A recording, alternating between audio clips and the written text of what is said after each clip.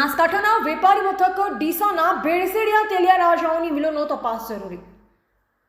બનાસકાંઠા જિલ્લાના વેપારી મથક ડીસાની તેલ મિલોમાંથી આવતા તેલની તપાસ જરૂરી. તેલ મિલોમાંથી લેબલવાળા તેલ ડુપ્લિકેટ હોય છે. વર્ષોથી મિલોવાળાઓ ધીકતીગમાણી આડે જન આરોગ્યને જોખમ છતાં તંત્ર વાહકોની ચૂપકીદી વર્ષાથી ડીસા શહેરમાં ખાદ્ય પદાર્થની ચીજવસ્તુની ભેળસેડિયા પ્રવૃત્તિ, હળદર, મરચું, તેલ જેવા ખાદ્ય પદાર્થ કેટલાક નામચીન વેપારીઓ મિલોવાળાનો વાળ પણ વાંકો થયો નથી એટલે ફૂલીને ફાળકા થઈ રહ્યા છે.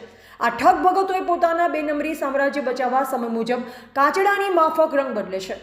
બનાસકાંઠા જિલ્લાના ડીસા ખાતે ચાલતો ડિસ્કો તેલનો ધમધમાટ તેલનો વેપાર કોઈ રોકટોક વગર અલગ અલગ લેબલો ડબ્બા ઉપર મારી દી હંસ તથા નવજીવન ગોલ્ડ તથા કોટન તથા ક્રિષ્ના તથા સોયા જેવા ડબ્બા ઉપર લેબલ લગાવી તેલના ડબ્બાનું વેચાણ થઈ રહ્યું છે.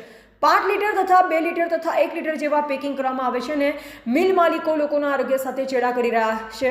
કેટલાક ઓઇલ મિલવાળા આ રોજીરોટી રળવા લોકોના આરોગ્ય સાથે ખુલ્લેઆમ ચેડા કરી રહ્યા છે. આવા વેપારીઓ બનાસકાંઠામાં તેલનું ધૂમ વેચાણ કરી રહ્યા છે. જે તેલ ભીલડી, સિહોરી, ખીમણા, ધાનેરા, દાંતીવાડા, પાંથાવાડાની બજારોમાં ડીસાની મિલોમાંથી ખુલ્લેઆમ ડિસ્કો તેલની ગાડીઓ કાચા બિલથી ભરાઈ રહી છે.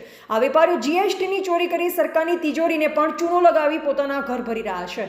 અહેવાલ જયંતિભાઈ ઠક્કર, સિહોરી, કાંકરેજ.